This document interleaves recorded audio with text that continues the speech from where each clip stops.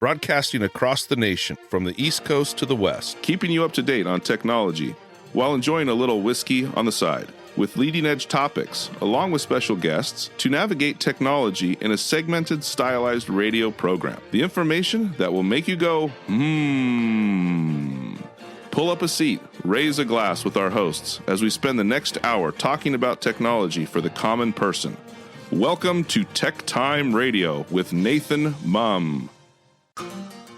Welcome to TechTime Radio with Nathan Mumm, the show that makes you go, Technology news of the week. I'm not going hum right now. What's that? I'm not going hum right now. The show for the everyday person talking about technology, broadcasting across the nation with insightful segments on subjects weeks ahead of the mainstream media. We welcome our radio audience of 35 million listeners to an hour of insightful technology news. As you can see, this is our Halloween scary episode. So you're going to love what we got in store for you today. Let me tell you. I'm Nathan Mumm, your host and technologist with over 30 years of technology expertise. Our co-host Mike Day here is in studio. He's the award-winning author and our human behavior expert and our steampunk man from the future. I like the slash one better. Okay, there you go. We live stream during our show on 6 of the most popular platforms, including YouTube, Twitch.tv, Facebook, LinkedIn, and now Kick and Rumble. We encourage you to visit us online at techtimeradio.com and become a Patreon supporter at patreon.com/techtimeradio. We're all friends from different backgrounds. We bring the best technology show possible weekly for our family, friends, and fans to enjoy. We're glad to have Odie, our producer, at the control panel today. Welcome, everyone. Let's start today's show. Now on today's show. All right, welcome to Tech Time Radio. Today on the show, we have our Halloween episode where we have the spooky and scary technology items. Okay, are you a pirate or are you Trump? Because you're like moving into that territory. All right. Well, you know what? It's amazing. That's amazing. It's the best ever.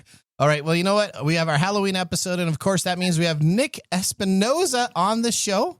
You know what that means? We're going to be talking about all the scary things that you can learn in technology. Today's show will make you drink. We promise you that. And, of course, we also have our standard features, including Mike's mesmerizing moment, our technology fail of the week, a Nathan Nugget, and our pick of the day, whiskey tasting, to see if our pick of whiskey gets 0, 1, or 2 thumbs up by the end of the show. But now it's time for the latest headlines in the world of technology. Here are our top technology stories of the week. All right. Story number 1, Amazon has a lot of explaining to do, from job cuts to major outages on its cloud service. Let's go to Lisa Walker for more on last week's outage. Amazon Web Services, AWS, has apologized to customers affected by last week's massive outage, which knocked some of the world's largest platforms offline. Snapchat, Reddit, and Lloyds Bank were among more than 1,000 sites and services reported to have gone down as a result of issues at the heart of the cloud computing giant. Amazon said it occurred due to errors in its internal systems involving the IP addresses computers use to find them. Back to you guys in the studio. I bet you there's a whole subreddit about them bitching about this. Yes, there is. There's a whole subreddit out there that you can listen to all about this. And those Snapchat people were just so disappointed they couldn't send their pictures. All right, well, the outage has far-reaching impact, even reportedly disrupting the sleep of some smart bed owners. Now, this is when it's hit a rock-bottom issue. 8 Sleep, which makes sleep pods with temperature and elevation options, require an internet connection. And its outage-proof mattress had some problems with, one, overheating and getting stuck in the inclined position. My goodness. Doesn't this sound like a cartoon where you see the mattress fold up right in the middle of somebody? This is some Salvador Dali stuff, man. Well, this is just surreal.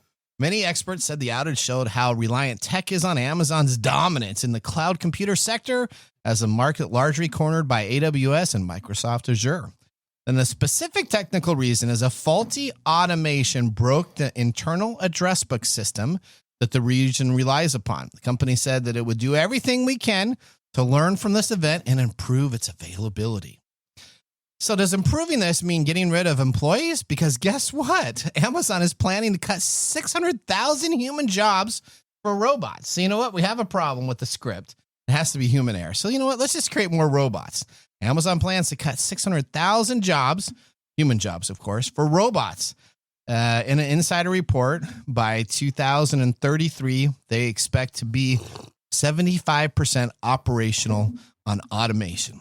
Since 2018, the number of Amazon employees in the U.S. has more than tripled to almost 1.2 million.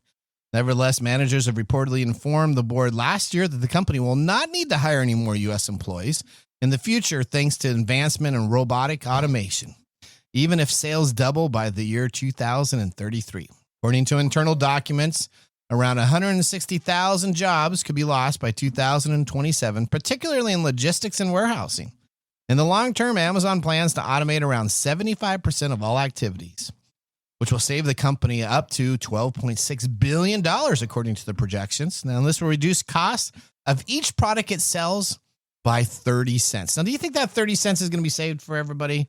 Mike, are you going to save 30 cents on that shipping cost now since they're going to go all to robots? No, they'll find some way of charging me with extra money. That's correct. Now, Amazon already employs 1 million robots to support its 1.6 million human workers. Now, in the future, however, machines will no longer just help keep the company running, but it'll also have many of the tasks beyond the warehouse.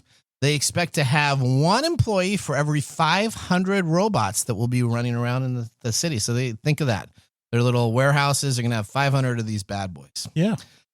Well, Amazon, we're going to continue with Amazon. There's so much news with them. They're actually in trouble.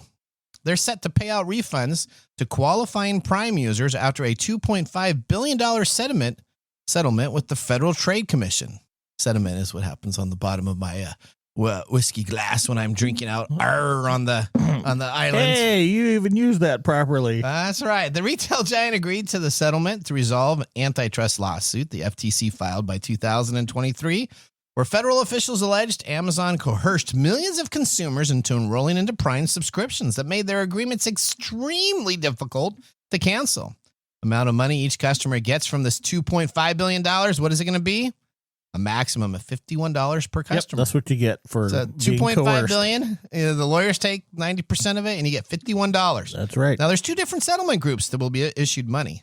The first group receive an automatic payment, which will be filed with Amazon for their Prime benefits 3 or less times during a 12-month period. Customers who qualify for the settlement should receive their payment by December 24th, 2025. Those who do not qualify for the automatic payment still have the opportunity to file a claim. A third-party claim administration will be sent out with information in January 23rd of 2026. However, eligible claimants will have to wait until July 23rd, 2026 to officially submit the claims. So in January, we're going to allow people that didn't get the automatic payment on December 24th, the day before Christmas, there you go, to then sign on up so they can get something else. You know what?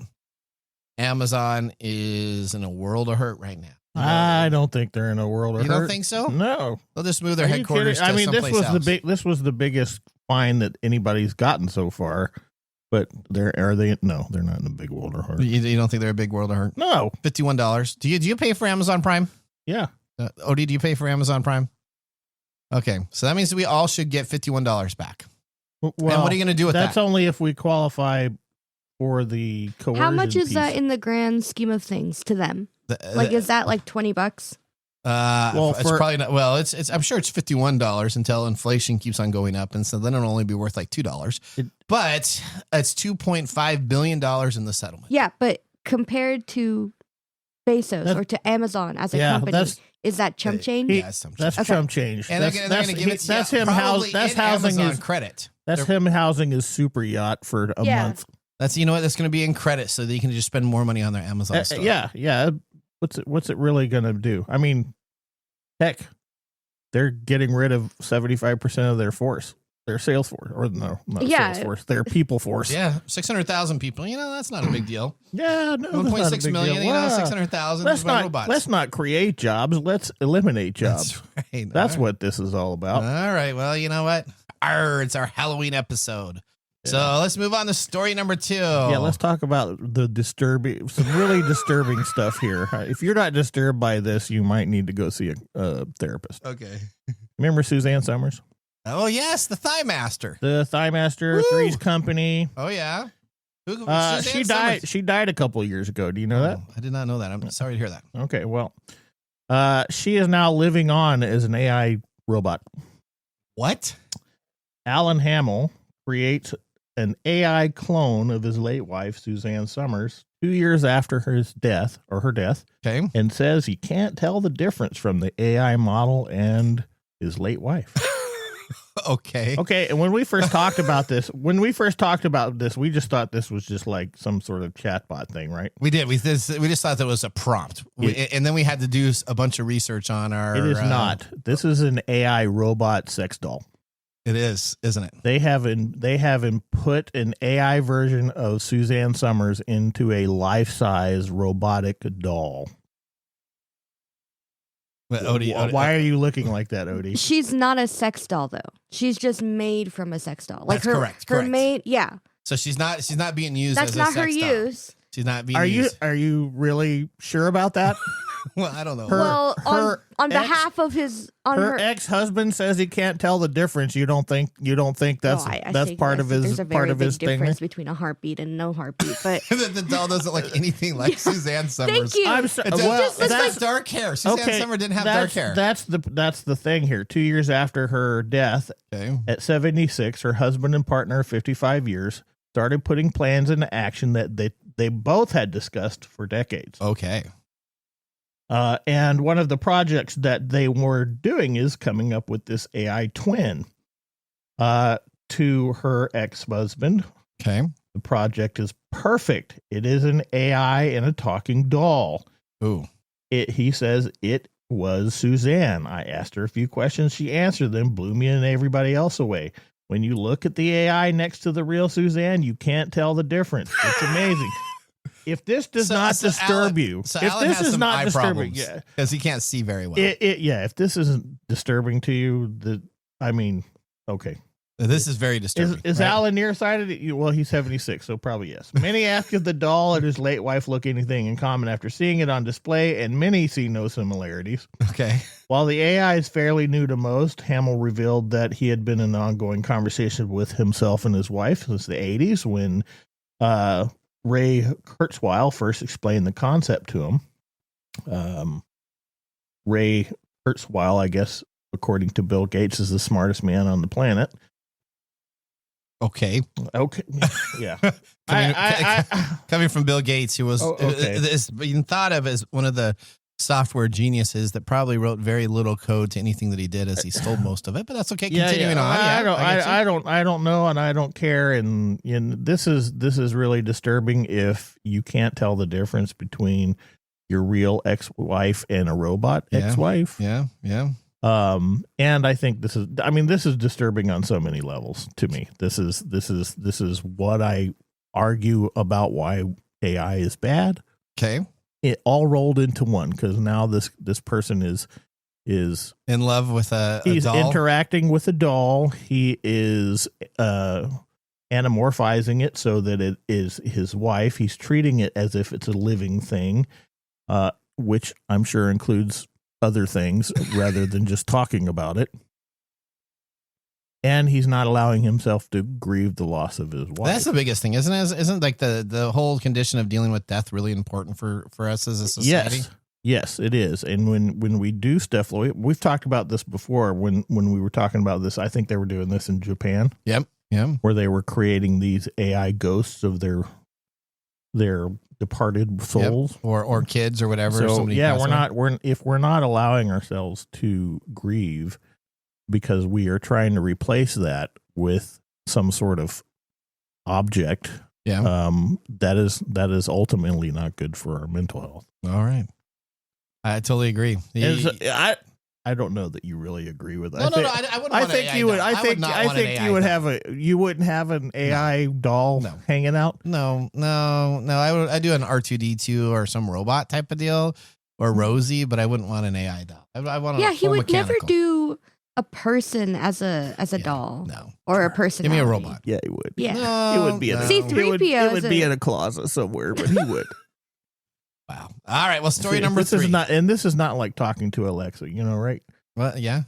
Okay. Because do you talk to your Alexa? Yeah, I just told me because I got the new upgrade for the AI for the Alexa, and I just You told her. gave in. I did. Yeah, Of course I did. Of course I did. What makes you what even surprises you about And that? so do you know what? So she actually responded to something, and I was like, you know what? Don't respond it to me that way. And we literally had like a conversation. And my wife says, "What are you doing?" I'm like, I'm having a conversation with Alexa.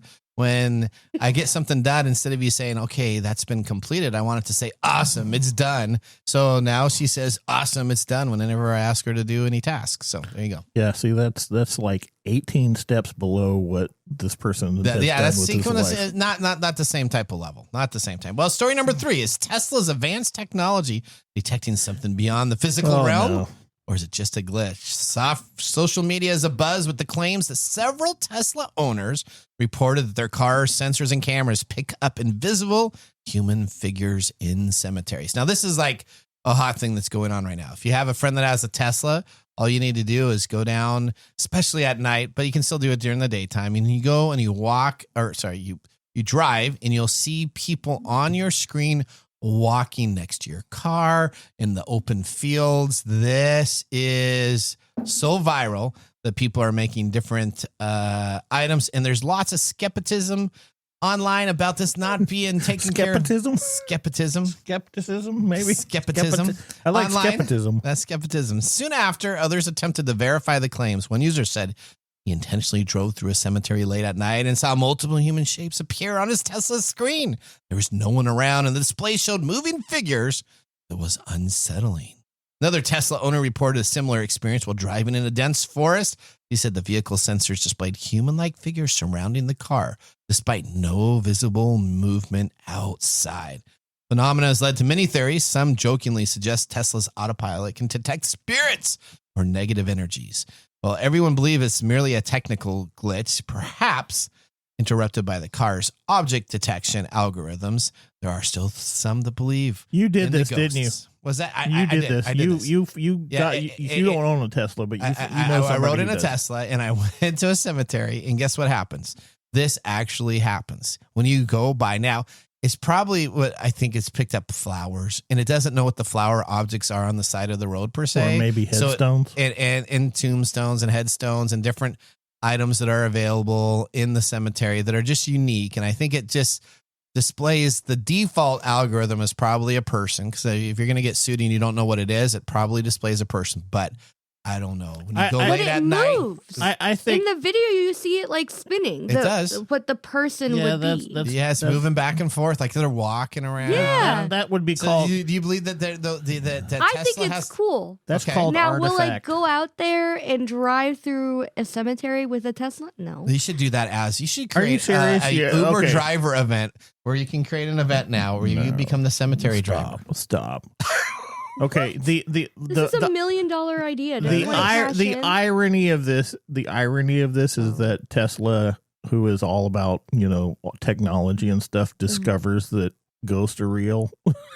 yeah, that could be that. While everybody out there doing these ghost shows and they're doing all this phony stuff is like, They've never had in this Ghostbusters, concrete. maybe they have the same algorithm that Ghostbusters maybe did to that's pick up. Wait. Whoa. Yeah, he just crossed the streams We're there. moving. Oh, wow. There you go. That's perfect. All right. Well, do you think it's a ghost story or do you think it's technology glitch? It's just artifact. It's the same thing. It's the same thing when you look at an EKG and you see all this. Well, you won't know what you wouldn't know what it looks like. Keep the whimsy, Mike. Man. EKG, isn't that to test your brain power? Okay. So from a nice little Halloween story perspective, this was pretty funny. But if you are out there believing that ghosts are running around your Tesla vehicle, I think again you might need to go seek some therapy. Maybe you and Alan can go and have a fake AI doll. Is that what you're saying you should be doing? Yeah, sure, whatever. Okay. I don't know how you connected that, but okay. All right, well, that ends our top technology stories of the week. When we return, Nick Espinosa from Security Fanatics will join the show in our annual scary Halloween technology episode with some of the scariest technology stories of the year. You'll find out what is next. You're listening to Tech Time with Nathan Mumm. See you after the commercial break. Looking for custom glass solutions for your next commercial project? Hartung Glass Industries is your trusted partner in custom glass fabrication. For over 100 years, Hartung has delivered proven manufacturing expertise, comprehensive product offerings, and dependable service and quality. From energy-efficient facades to custom shower doors, we create glass solutions tailored to your project needs. With 8 facilities across the U.S. and Canada, we combine national expertise with a local touch-ensuring faster service and unparalleled customer care. Hartung Glass Industries, where quality meets innovation. Visit hartungglass.com to learn more.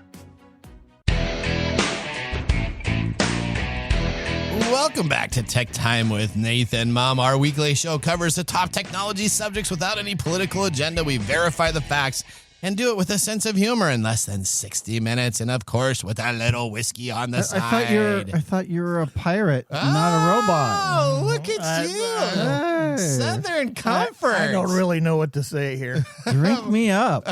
All right. Oh, please I'm a don't. tall drink of water. All righty. Just- Okay. Today, Mark Gregoire, whiskey connoisseur, is back in studio, or we call him Southern Comfort for today. Mark, what have you chosen for us to drink? Well, something to comfort us It today. should be Southern Comfort, isn't it? I don't drink Southern Comfort anymore. Hey, okay. That was my gateway whiskey. If you're Southern Comfort and we drinking Southern Comfort, just pee in our glasses. Wow. Today we are drinking. Okay. I just had, You just had that thought. Curious This is minds want to know. Russell's Reserve Private Barrel Selection. It's the Ballard Cut number 5. Arr. Why isn't that over here where it belongs? Well, because it was a part of my costume today. Oh, Jeez. Now, from Russell's Reserve, they say this is hand selected by the Ballard Cut. Okay. This private barrel selection bourbon was distilled in October of 2016 before aging at the Tyrone campus in Rickhouse B. Cherry, vanilla, clove, caramel, cola with a medium long finish, including nutty toffee, baking spice, pepper, and sweet oak. Oh, I taste the oak. Arr. This is from the Campari Group. It was distilled by Wild Turkey in Lawrenceburg, Kentucky. It's straight bourbon. It's aged 8 years old, 110 proof, 75% corn, 13% rye, 12 malted barley, and it goes for about $60. Okay. okay. All right. Is this a special selection from your guy that you have? Yeah, this is the Ballard Cut is a whiskey bar and restaurant in Ballard, which is in North Seattle. Okay. And this is a barrel that they selected and distributed out to the whiskey group. All right. So you're telling me to just take off your top and turn over to the side to pour us this glass He today? doesn't need to do that. I was hoping it'd be direct from Mark. It is not. I'm sorry, Odie. I'm sorry. He is Southern Comfort. He's not Ballard Select. A girl can dream, okay? Okay, you don't want to see how he fills up your glass. Wow. Whoa. Well, I don't know if this is a Halloween special or soft porn now. Wow. Wow, chicka What? Where did that come from? Oh, That had nothing to do with We've been anything. drinking a lot today. That's what that tells you. All right. Odie's We are losing already it. off the rails, and it's only, 20-something minutes Whoa, in. Look how you showed up, man. Look how you showed up. And Odie can't get it back together. She's over there cracking up. gone. All right. Well, you're going to need to end your saying? Oh, yes. Okay. Don't forget to like and subscribe. There you Add go. a comment, and drink responsibly, unlike what we're doing today. Yeah. Because heaven can wait. That's or right. Mark will pop this Now, Mark, cork. we're going to try to engage more users. We have a secret sound show that we're going to be doing, or a game that we're going to be doing. So we got a secret sound. So everybody's going to have to listen in here because I want you guys all to guess. No one's going to get it. As each week we extend one more second onto the sounds, we will allow people to submit these online at techtimeradio.com underneath our talkback area. They put their username and tell us what the answer is, and we'll take the top 10 selections. And if anybody wins, then that's great. And if not, then we'll continue on next week. Okay. All right. There you go. What an exciting game. All right. With our first whiskey tasting completed, let's move on to our feature segment. Today, our technology expert, Nick Espinosa, is joining the show. Nick is an expert in cybersecurity and network infrastructure. He's consulted with clients ranging from small business to the Fortune 100 level. In 1998, at the age of 19, Nick founded Windy City Networks, which was later acquired in 2015. And he then created Security Fanatics, where he is the chief security fanatic. We welcome Nick to the show. Welcome to the segment we call Ask the Experts with our TechTime radio expert, Nick Espinosa. All right, Nick, welcome back to the show. Hi, Nick. All right. Hey, guys.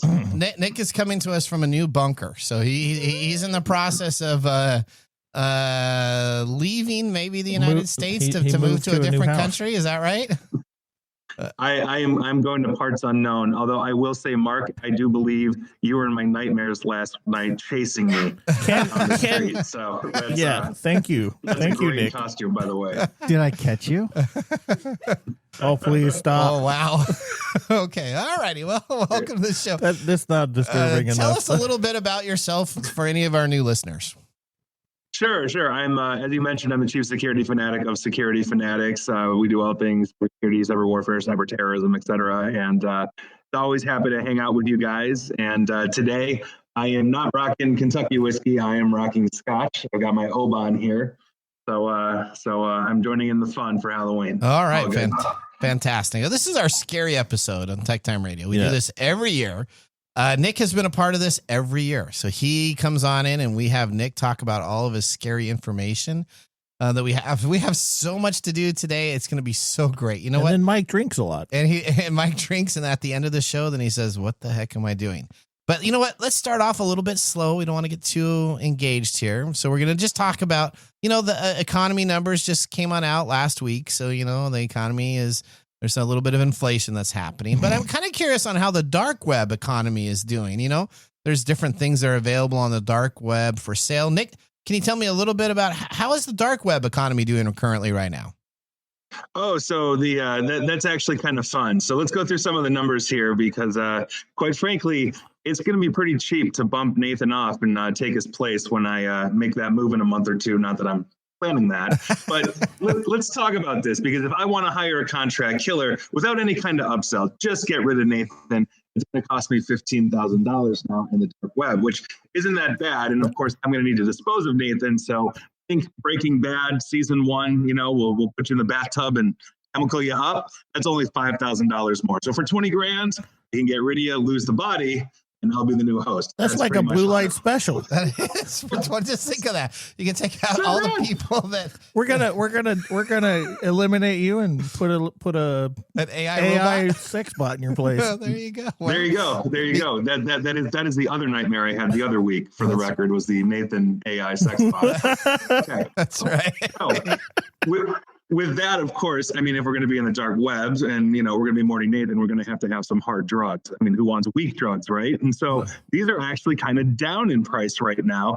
And basically import tax issues are causing the cost to be lower. Not to mention the fact if you're fishing in, basically the Southern Caribbean right now, you might get blown out of the water, whether you're a speedboat full of drugs or just hanging out. So kids, if you're going to go get into narcotics, if you're going to get into narcotics, kids, it's never been cheaper right now, but obviously don't do drugs. So let's get specific.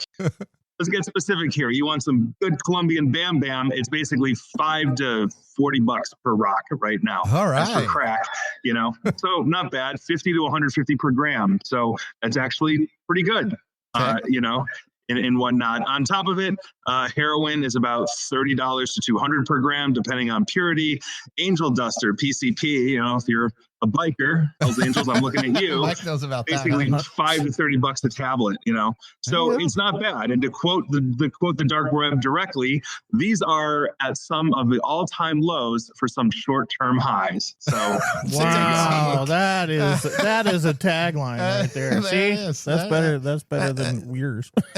You like Nick's tagline on that? I like Nick's tagline. All right, well, you know what, Nick? So I'm glad we're starting out a little slow here. Yeah, it's good to know that the dark web is booming right now. That's right. Well, yeah. It's crazy down there, but hey, it's if anybody needs links, you know where to find me.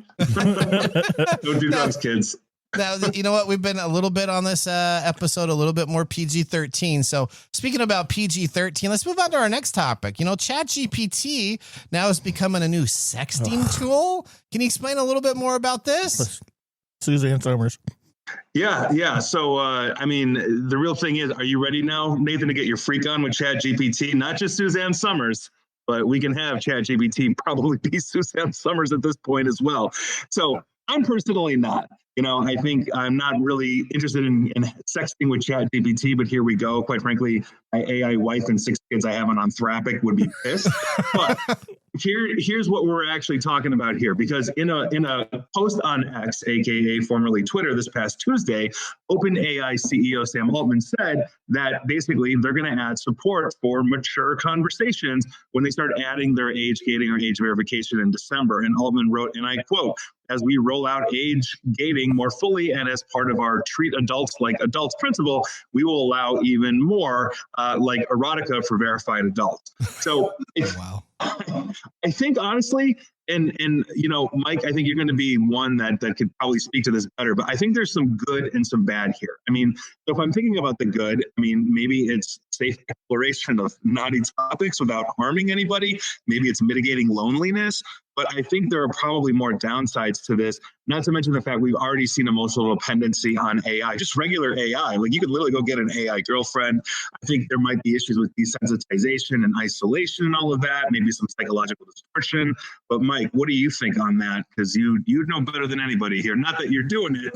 Yeah. No, the upsides are definitely completely blown away by the downsides. The downsides are very big. Okay. Because you've mentioned it increases isolation. It actually increases rates of depression. It keeps us from engaging in healthy, fruitful relationships with other human beings. There are a lot of problems with this type of technology being used for emotional support. So you're telling me Joaquin Phoenix portrayal did not do anything accurate at all? You mean her? Yeah. No. He was happy there. Yeah. Okay. So you're telling me that's not reality? That's not reality. That's not reality. The fact that we can do that with just a voice on a computer shows you how unstable human psychology can be, because we can take that and create a pair relationship with it and seek intimacy through something that has no ability to empathize with us. Wow. Boo. Okay, Boo. Well, Nick, let's continue on, because we're building up. Let's talk about more scary stuff, Nick. All right, so satellites are leaking tons of data, including military data, military locations, information across our world. Explain to me and our listeners what is going on here. Yeah. So this one is seriously amazing to me. About half of geostationary satellite signals, many of these are carrying, like you mentioned, they're carrying sensitive information for consumers, for corporations, even government communications, have basically been left entirely vulnerable to eavesdropping. And so a team of researchers at UC San Diego and the University of Maryland basically revealed this on an October 13th study, and they found a ton of encrypted data just floating around in space. Probably your data too. So here's some of the stuff they found. If you're on T-Mobile's cellular network, they found calls and text messages that they could eavesdrop on, data from airline passengers in flight. So you're on that American, United, Delta, whatever flight, and you're using the in-flight wireless. I'm not just worried now about the passengers. That's going back and forth, sometimes unencrypted. On top of it, we've got communications to and from critical infrastructure like electric utilities, offshore oil and gas platforms. And they even picked up basically satellite transmissions that they could decode from both the US and Mexican militaries that basically was talking about locations of personnel, equipment, facilities. So it ain't good. And to be fair, they did put this out, and some like T-Mobile have started, hardening their infrastructure, but, not a week goes by where T-Mobile doesn't have some kind of breach. So I think this is absolutely nuts, but this is just a snapshot of a small part of Southern California's sky, and these satellites are literally all over the globe. So you can imagine the amount of data that's out there. That's absolutely insane. Well, speaking of surveillance, No. Wait. Well, it gets worse. So he's going to add to this. Nathan wouldn't care because he gets a free TV. I get a free TV on my free TV. I don't. We'll have to talk to Nick about it. Okay, so still speaking on surveillance, let's talk about this. Let's now also add in Amazon. Yeah, they now have integrated their Ring doorbell system. I'm sure everybody's familiar with that. You see commercials for this into the U.S. surveillance state software. Explain how the satellite stuff, and now Ring with Amazon for footage and different aspects for the government to control. You get that, Nick? Yeah. So, yeah. Sorry, you guys are breaking up on me just a little bit. But yeah, let's talk about this one. And I want to start with my default mantra here, which is cybersecurity is agnostic to politics, but we're not immune from it. And Amazon just keeps ringing that bell every day. So, yeah, I mean, think basically through Amazon Ring, allowing Flock, this AI camera system that law enforcement has access to, they're going to allow that to basically combine.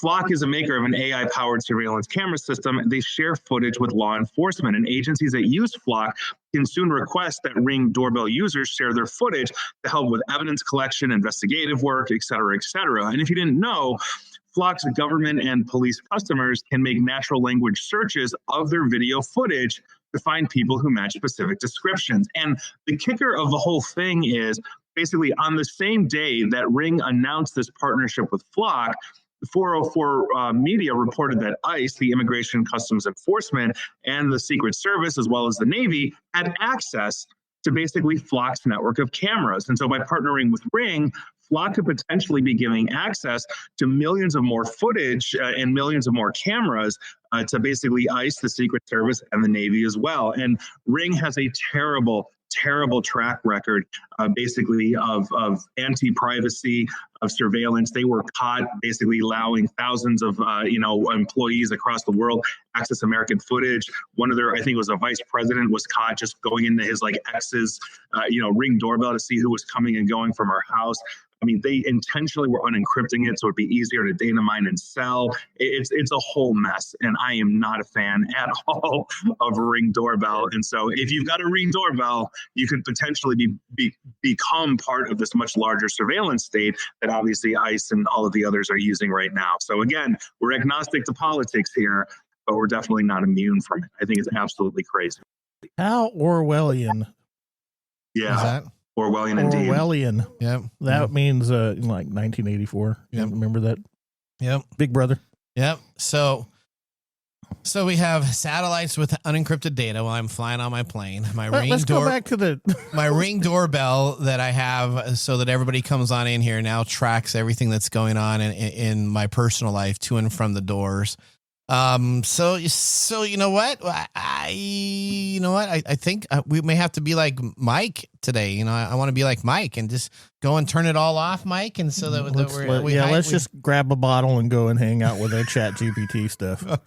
Okay. All right. This is last what we but drink. not least, They already came and got Mark. So that's right. Mark's gone. The Southern comfort is being squeezed out of him right now.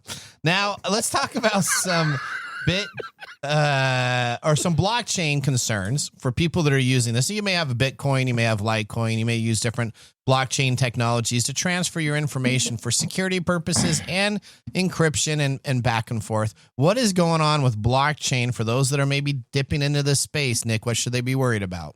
Yeah. So this one actually, I mean, and honestly, you gotta love innovation, right? Even if it's malicious. But hacking groups have found basically a new and incredibly inexpensive way to distribute malware, and they're basically using blockchains. Public cryptocurrency blockchains. And so basically in a recent post, members at Google's threat intelligence group said that basically they have a technique that they've discovered where these hackers are using or creating basically their own what are known as bulletproof hosts. Now, a bulletproof host is basically just a cloud platform that is essentially immune from takedowns by law enforcement, et cetera, et cetera. And so here's the nuts and bolts of what's happening. And so heads up, crypto traders. This method is known as ether hiding.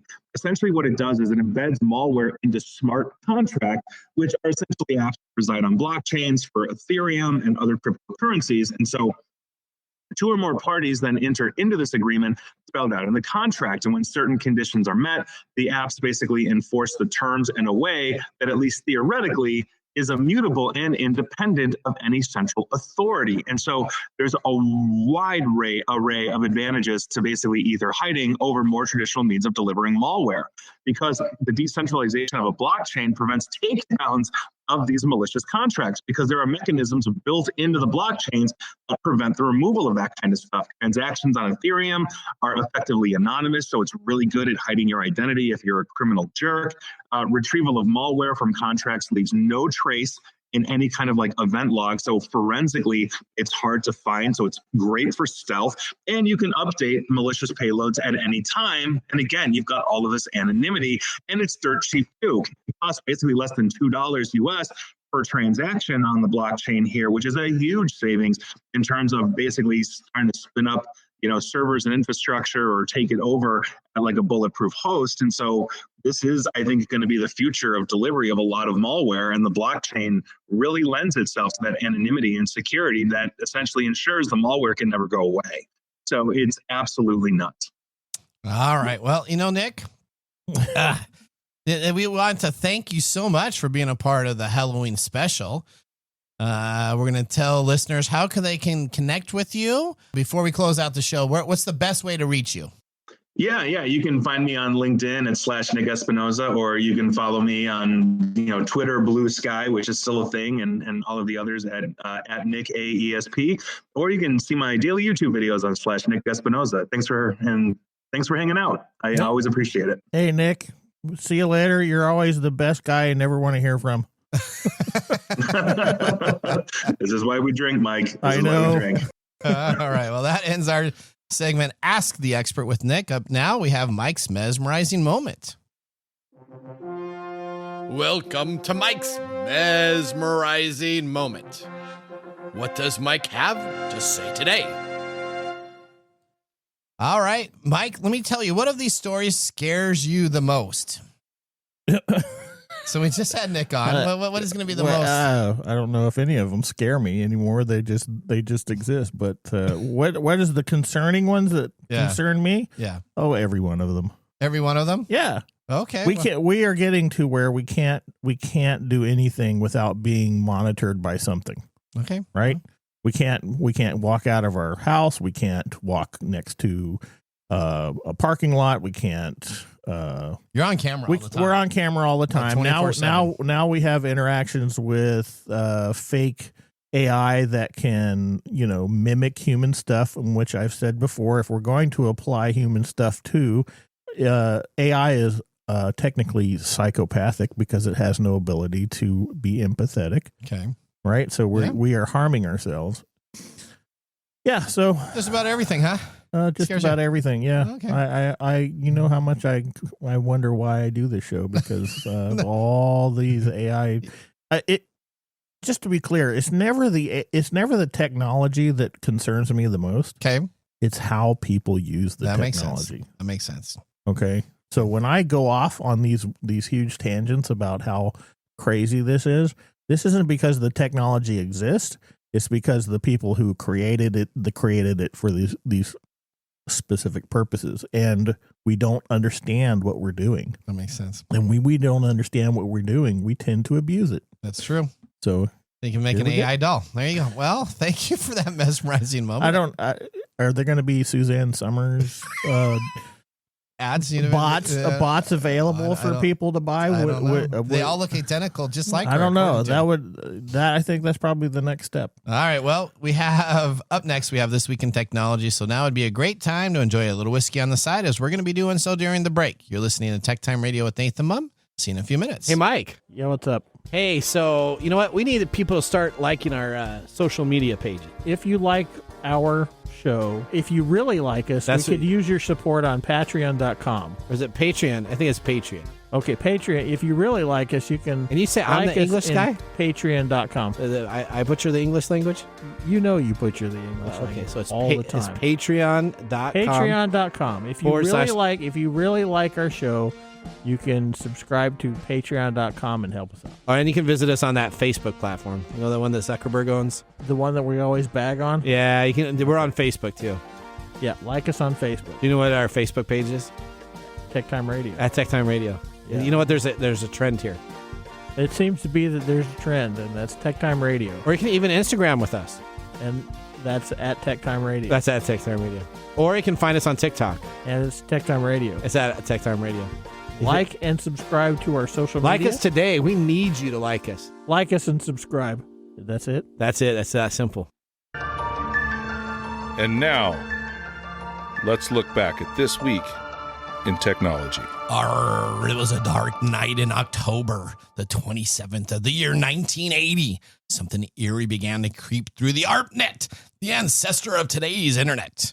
There wasn't just any network at that time. ARPANET was a government-built system that lets computers talk to each other by breaking messages into tiny packets and sending them across the country like a digital puzzle piece. It was designed to survive disasters, but this night, it met one.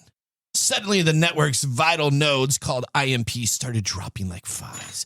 Phones rang off the hook at the network control center. Engineers reported ghostly error messages and broken connections.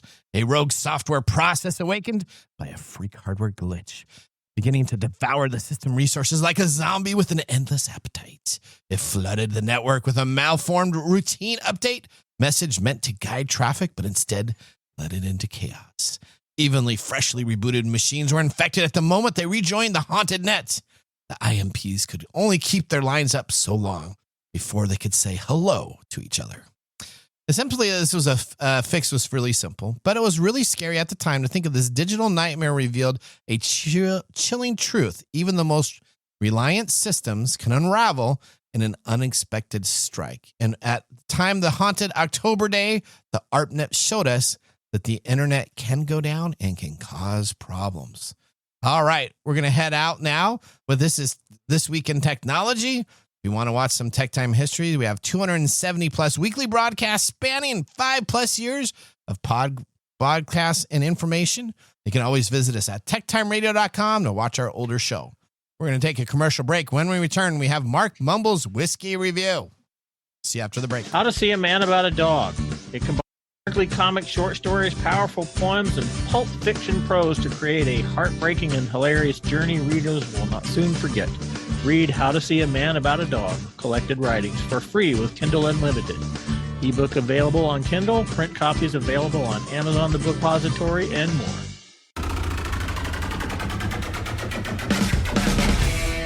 The segment we've been waiting all week for. Mark's Whiskey Mumble.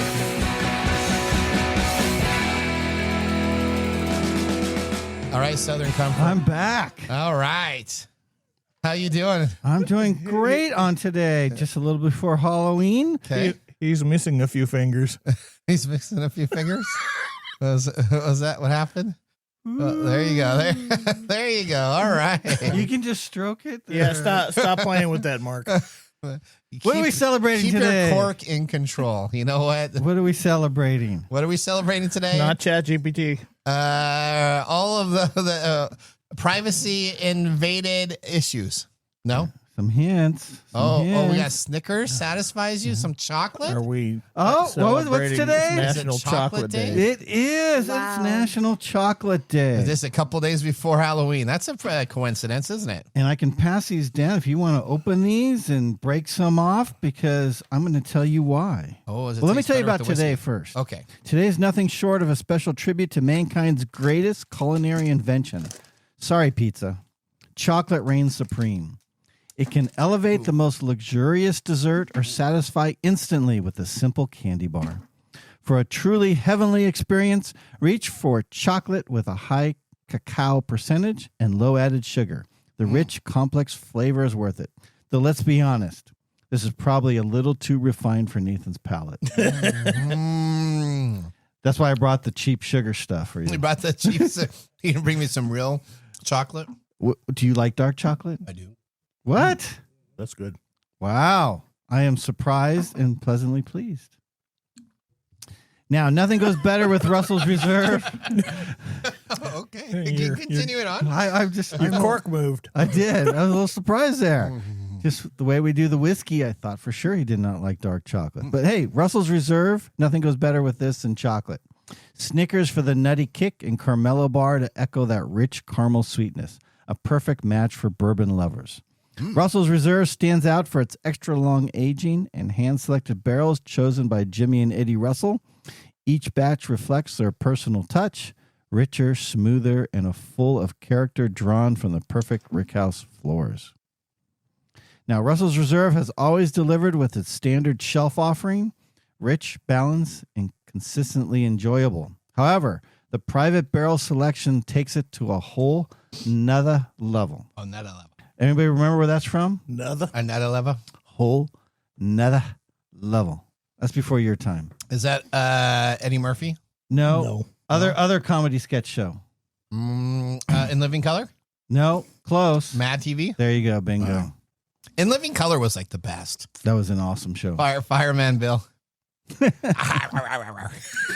Don't try.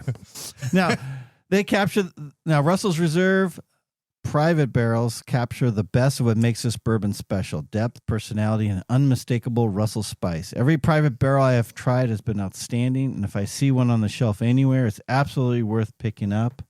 I don't even buy the standard offering anymore. I just wait for the private selects. All right. Homie, don't play that. He's still doing quotes. That's an old reference. Okay. All right. You know who Homie is? Homie the Clown? Homie the Clown. You don't know who Homie the Clown is? I don't know Living who Color? Homie the Clown is, but I know What? Homie don't play that. I never remember. You've never seen it? You need to Google that. Wow. We need, well, the young girl doesn't know what the old things Homie are. don't play How that. was the whiskey before, and then how is it with the chocolate? with the chocolate is A+, thumbs up. Well, you Before saw him. that, You saw it was it. thumbs up too. Yeah, you saw him eat the chocolate and then slam the drink. That was fantastic. That's what you should. I should be doing that every single time I have whiskey. What, slamming it? No, Chocolate? I have chocolate. Yeah, Oh. that should be. I should add that. Yeah, because that's what you need. You know, More whiskey. chocolate. You need more chocolate in Pass your that life. Carmelo over here. I want to. All right, whiskey and technology are such a great pairing, like Scooby Doo and the ghost hunting group from the Mystery Incorporated. Really? Did you need to explain that? Yes, let's prepare Maybe now see for. Scooby Doo and the Mystery Machine. Yeah, let's prepare for our technology fail of the week, brought to you by Elite Executive Services. This technology fail has a person that experienced it. Start it now. Congratulations. You're a failure. Oh, I failed. Did I? Yes. Did I? Yes.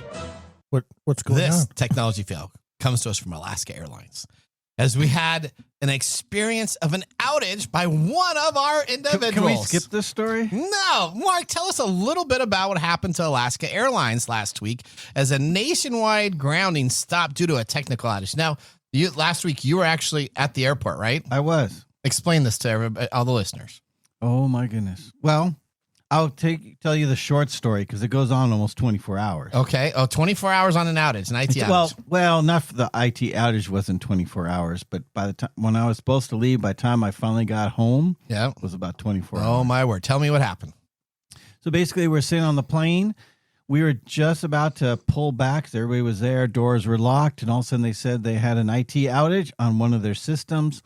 I believe it was the weight and balance system where they need that data before taking off, how the plane, how much fuel, all that kind of calculations. Because nobody does that by hand anymore. And it just went down. And so we missed getting out by about 5 to 10 minutes. 5 to 10 minutes. So we sat on the plane for a few hours because they didn't know whether it's a 5-minute, IT, the big thing they kept saying at the airport is, well, we don't know how long it's going to take. We You don't. had to submit that ticket. Yeah, it's not like a broken The people from part. India had to get on. Hold on, can I help you here? Yeah, every time I've been on a plane, they always have an estimate how long it takes. 'Cause, Seriously? like if something's broken on the plane, they have it all stats. But IT, as we know, it could be 5 minutes, it could be a day. Who knows? Okay, so you So sat finally, on the planes. finally they let some of us get off if we wanted. I decided to get off, get something to eat. Okay. They finally deboarded the rest of the plane. We all waited there. Finally, they said they think they have the system fixed. That was about 4 hours later. And then this is grounded not just where I was in Arizona, but this grounded every nationwide Alaska Airlines. And Horizon, too, because they're on the same system. We got back on the plane. They said it's good to go. Everybody's back. They shut the door, about to pull back, and they're like, oh, a subsystem just went down. Oh, no. So we got to get that up. So then they had more sex. And then just about we're about to pull down, it hits, I think it was like 5-6 hours later. Yep. The pilot's time had run out. So they have strict times they can fly. And so that crew could no longer fly. And so canceled the flight. Yeah, that happened to me back in 2020. And then the next day is just a mess. I got rebooked on the next day, 8 a.m. Went to spend a night at a hotel, come back to take off, and that flight got canceled. Oh, whoa. Okay. Why was that? Because it still wasn't up and running? No, it was up and running, but they were trying to add flights. Like I think a lot of it had to do crews weren't in the right place for the next day because just, with every flight being canceled, they couldn't get every flight back in the air the next day also because not just because crews couldn't make it, they weren't in the right locations and they had too much capacity. Okay. To on the airline. So finally I ended up transferring to Delta and taking off a little later that day. They said over almost 50,000 passengers had their travel plans disrupted. You were one of those 50,000. I was one of those. All right. Well, I guess this tells you Alaska Airlines needs to update their entire IT infrastructure. They did come out saying it was not a cyber attack and it did not have any problems with Hawaiian Airlines. So I guess if you were flying with them, you would have been fine. But the equipment manufactured by a third-party supplier was installed in the data center and it failed. Yeah. So it's not their fault. It was that they bought a piece of hardware that was installed in the data center. So they don't want to take. What are they doing installing it in the middle of the day? Well, I see. This is the whole pass the buck in the thing middle we of the talked night about. when nothing's flying. I don't know. That makes bad IT. Bad IT. Well, maybe they just don't operate in that time. But it looks like it didn't affect your sanity at all. Well, I was happy. I got to drive in a Waymo. Okay. How was the Waymo? Oh, it was awesome. Okay, you had a great time with that. I had a great time with the Waymo. Okay. Did you go a couple times in the Waymo, like there and back? No, I just did one Waymo. Okay. Did you spin around a parking lot for an hour? I did not. Oh, that's too I bad. was looking forward to something crazy like that, but no, it drove nicely. It was better than most of the drivers I had. It was clean. Nobody talked to me. I didn't have to tip. And it was a cheaper ride. They knocked a few bucks off because of that. Okay, now you're starting to sell me on the Waymo thing. Yeah, you don't have to talk to anybody. I don't have to talk to anybody, and I don't have to leave a tip. All right. Well, you know what? Let's now move into our Nathan Nugget. This is your Nugget of the Week. All right. Do you have you know what? You got a Snicker bar right here, right? You need to keep this Snicker bar right next to your passenger seat because if you're driving and you get pulled over with your cell phone as a distracted driver, which you shouldn't do, it seems to be that if you say that you are eating a candy bar, this happened to a 30-year-old who was stopped by local police holding his phone while driving. He received a fixed penalty, but he did not pay it. He decided to appear in court and say that he was having a candy wrapper and that it was not an actual phone. The judge decided to dismiss that since they had no evidence, and he did have the candy wrapper shown to the police and got off that ticket. So you know what? With all your candy for Halloween, save those wrappers, put them in your passenger seat. When you're driving, you can then say that you were just having a candy bar. Okay, I wouldn't rely on too much of that because you can still get pinged for distracted driving for having food. Do we have to make a disclaimer? This is not legal advice. This is not legal advice. No, I'm not a lawyer. This is a Halloween episode, so probably please don't do that. Nathan. He did say that he was using a Mars bar, though. So, I mean, that was pretty good. I mean, he was very specific on what he was having for candy. Is that necessary? You like Mars bar? That has no bearing on the story at all. Well, yes, it does. He said he was eating a Mars bar at the time. Okay. Maybe For if he had a one, Snickers, it wouldn't work, all right. but a So Mars bar worked. This guy hired a lawyer to go and talk about a traffic fine. Yeah. And to convince a judge that he was eating a candy bar. Yes. Is that an adequate or an appropriate response to getting a ticket for holding your phone? No, you should just do what Nathan does and just pay the ticket immediately.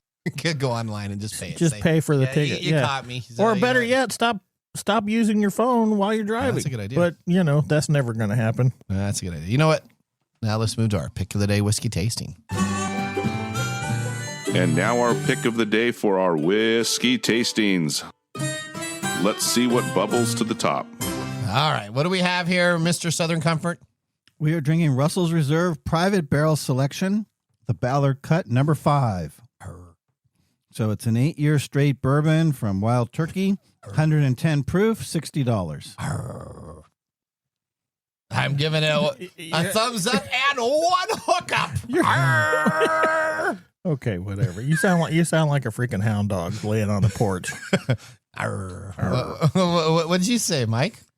I didn't say that. Are you going to give it a thumbs up? Yeah, I'm going to give it a thumbs up because it tastes good with or without the chocolate. Okay, well, there you go. These are always delicious. All right, well, you know what? We're just about out of time. We want to thank our listeners for joining the program. Listeners, we want to hear from you. Visit techtimeradio.com.